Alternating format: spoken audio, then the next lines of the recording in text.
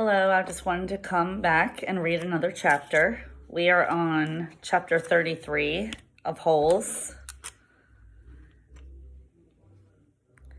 He slowed to a walk. As far as he could tell, nobody was chasing him. He could hear voices coming from back by the truck, but he couldn't make out the words. Occasionally, he'd hear the revving of the engine, but the truck wasn't going anywhere anytime soon. He headed in what he thought was the direction of Big Thumb. He couldn't see it through the haze. Walking helped calm him down and allowed him to think clearly. He doubted he could make it to Big Thumb, and with no water at his canteen, he didn't want to risk his life on the hope that he'd find refuge there. He'd have to return to camp. He knew that, but he was in no hurry. It would be better to return later after everyone had a chance to calm down. And as long as he'd come this far, he might as well look for zero. He decided he would walk as long as he could until he was too weak to go any further. Then he'd turn around and go back.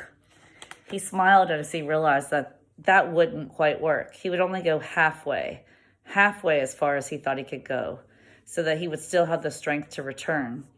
Then he'd have to make a deal with the warden, tell her where he found Kate Barlow's lipstick tube, and beg for mercy.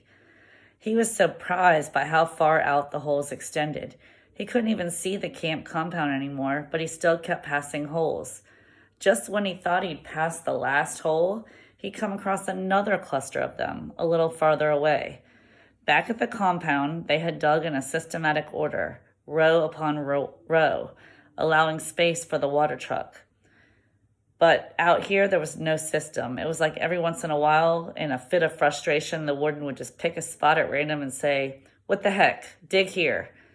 It was like trying to guess the winning numbers in a lottery. Stanley found himself looking down into each hole he passed. He didn't want to admit to himself what he was looking for. After more than an hour had gone by, he thought he had surely seen the last hole. But then, off to the left, he saw another cluster of them. He didn't actually see the holes. He saw the mounds of dirt that surrounded them. He stepped over the mounds and looked into the first hole. His heart stopped. Down at the bottom was a family of yellow spotted lizards. Their large red eyes looked up at him. He leapt back over the mound and ran. He didn't know if they were chasing after him. He thought he might have seen one leap out of the hole. He ran until he couldn't run any further, then collapsed. They hadn't come after him. He sat there a while and caught his breath. As he got back to his feet, he thought he noticed something on the ground, maybe 50 yards away. It didn't look like much, maybe just a big rock, but in a land of nothingness, any little thing seemed unusual. He walked slowly toward it. The encounter with the lizards had made him very cautious. It turned out to be an empty sack of sunflower seeds.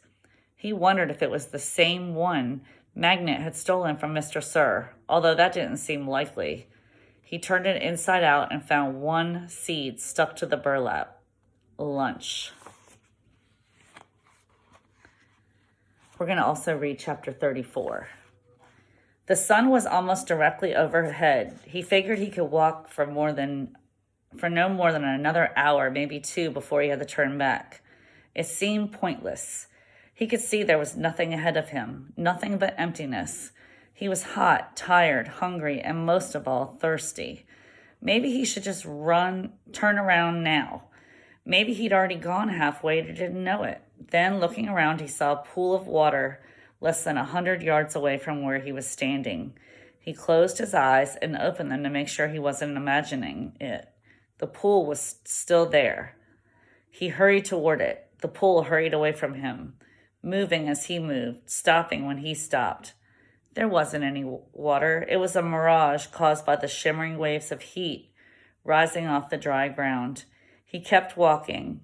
He still carried the empty sack of sunflower seeds. He didn't know if he might find something to put in it. After a while, he thought he could make out the shape of the mountains through the haze. At first, he wasn't sure if this was another kind of mirage, but the farther he walked, the clearer they came into view. Almost straight ahead of him, he could see what looked like a fist with its thumb sticking up. He didn't know how far away it was, 5 miles, 50 miles. One thing was certain. It was more than halfway. He kept walking toward it, although he didn't know why. He knew he'd have to turn around before he got there, but every time he looked at it, it seemed to encourage him, giving him the thumbs up sign. As he continued walking, he became aware of a large object on the lake. He couldn't tell what it was or even if it was natural or man-made. It looked like a little like a fallen tree, although it seemed unlikely that a tree would grow here. More likely it was a ridge of dirt or rocks. The object, whatever it was not on the way to Big Thumb, but off to the right. He tried to decide whether to go to it or continue toward Big Thumb, or maybe just turn around. There was no point in heading toward Big Thumb. He decided he would never make it. For all he knew, it was like chasing the moon. But he could make it to the mysterious object. He changed directions. He doubted it was anything, but the fact that there was something in the middle of all this nothing made it hard for him to pass up. He decided to make the object his halfway point, and he had hoped he hadn't already gone too far. He laughed to himself when he saw what it was. It was a boat, or part of a boat anyway. It struck him as funny to see a boat in the middle of this dry and barren wasteland. But after all, he realized this once was a lake. The boat lay upside down, half buried in the dirt. Someone may have drowned here, he thought grimly, at the same spot where he could very well die of thirst. The name of the boat had been painted on the back.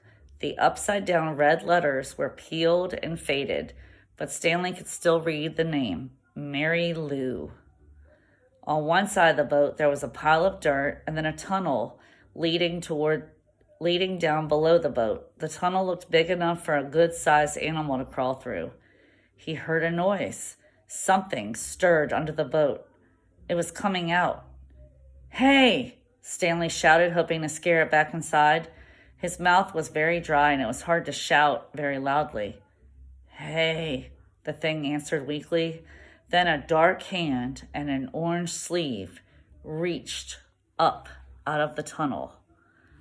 So I'm going to leave at that part, and we're going to think about who that voice belonged to that was underneath that boat.